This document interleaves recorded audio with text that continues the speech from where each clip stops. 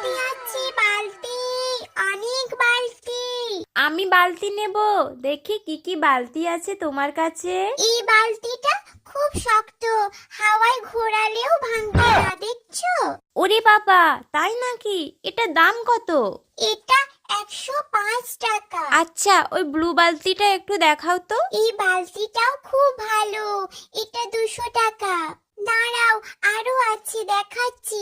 এই দেখো, এটা গ্রিন কালারটা, এটাও কিন্তু খুব শক্ত, এটা 300 টাকা।